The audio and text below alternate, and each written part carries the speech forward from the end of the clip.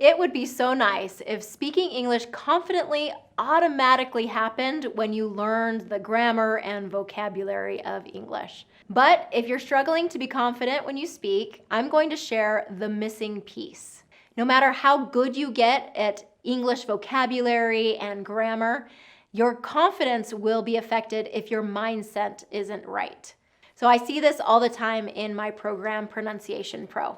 So for example, recently I was speaking with a researcher at UCLA and a doctor at Johns Hopkins, and same story for both of them. They're very, very accomplished professionals, but as they go to speak English, their mind goes blank and words don't come out. You have to work on your mindset, and here's how. I'm going to give you 4 strategies today that will help you build your confidence in your mindset around speaking English.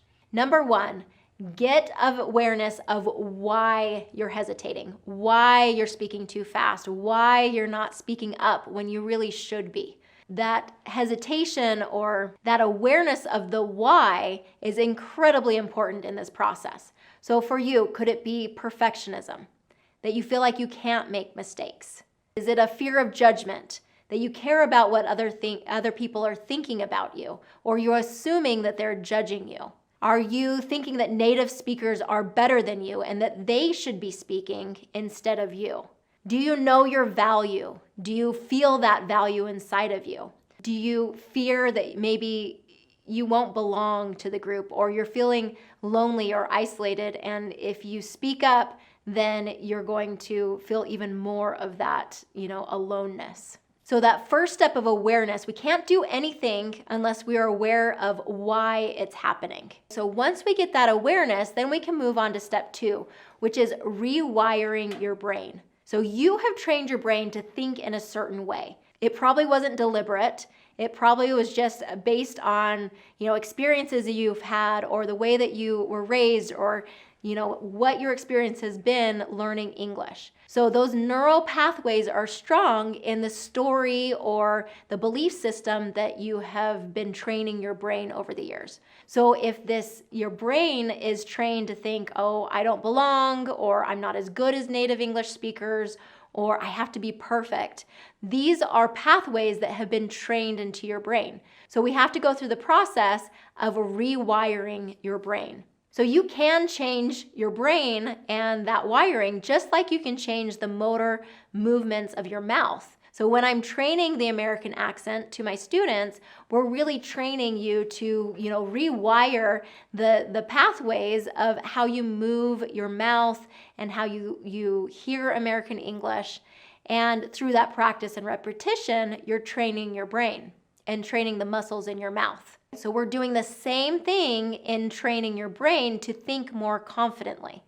Okay, we have to, again, get aware of what thoughts or belief systems that you have, and then start thinking, okay, what do I need to retrain? How do I get that repetition so that I can change that? So step 3 is identify the way you want to think. Now look at the thoughts and belief systems that you have now, and let's look at them and say, is this serving you? Is this really helping you become more confident, have the success that you need in your career, or not?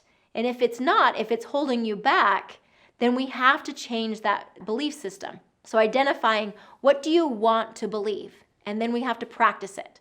So for example, if perfectionism is the struggle, you have to get okay with making mistakes. So you have to think to yourself, it's okay for me to make mistakes. It's actually important for me to make mistakes. When I make my mistakes, I'm learning and I'm growing and I'm improving. So the more I speak up, the more I kind of risk that, making mistakes, the better I'm going to get and the more comfortable I'm going to get with this process of, stumbling a little bit or not being perfect. If it's the fear of judgment that is holding you back, or this voice in your head that's keeping you back, think the way that people judge us says more about them than about you. So the way that other people might be judging you really has nothing to do with you. It has everything to do with them and their thoughts and belief systems, their upbringing, their experiences. That has everything to do with them and not of you, okay?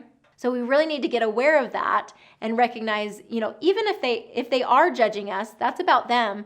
And really, more often than not, the way you think other people are judging you is the way that you're judging yourself. So let's get really aware of the way that you might be judging yourself. Do you feel like that you're not good enough or that your English isn't good enough?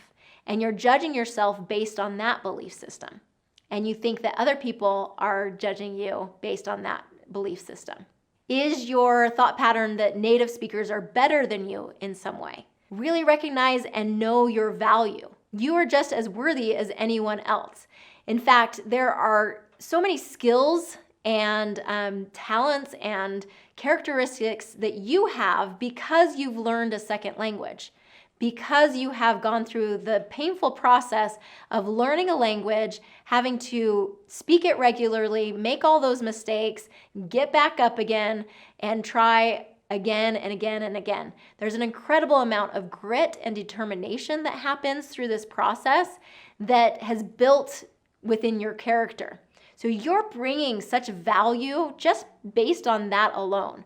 You've also probably moved to an English-speaking country and you've experienced that whole process of doing things new for the first time and having a whole different culture and language and experience and exposure that brings so much skill to the table. So really recognizing the value that you bring and recognizing your skill, your expertise, your experience and perspective is incredibly valuable.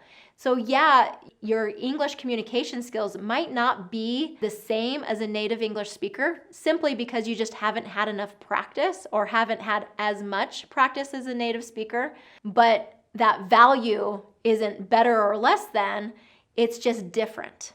Okay, so recognizing that you are just as valuable because of the skill sets that you bring and who you are. Is the mindset that's getting in the way that you maybe don't belong? So I encourage you, there's a book that I love called Braving the Wilderness by Brene Brown, and she talks a lot about being able to belong to ourselves. When we belong to ourselves, then we can belong anywhere. Okay, when you feel that at-homeness or feeling at home within yourself, then you're more likely to feel at home with other people, no matter where you go or what the situation is.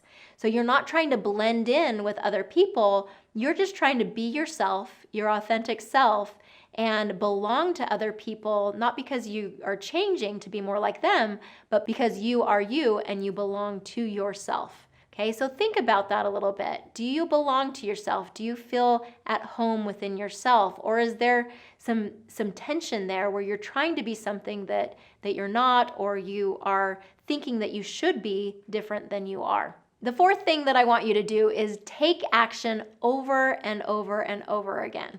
Okay, expose yourself over and over and over again to that situation where you're scared and you speak up anyway. The more you expose yourself to that experience, the more desensitized you will be, okay? So as you take action over and over and over again, you'll build confidence in that action. Confidence, so much of confidence, yeah, there's the mindset and things like that, but sometimes we just have to take action over and over again. The more you do something, the more confident you're going to feel in that thing. So the only difference between you and a native speaker is the amount of time you've practiced the language. So get more practice and you'll improve. I want you to remember that you are speaking English as a second language, or third or fourth or fifth language. You are doing something that most native English speakers haven't done and they can't do. So have pride in that. Recognize the value that you bring because of this characteristic that you have and this skill that you have.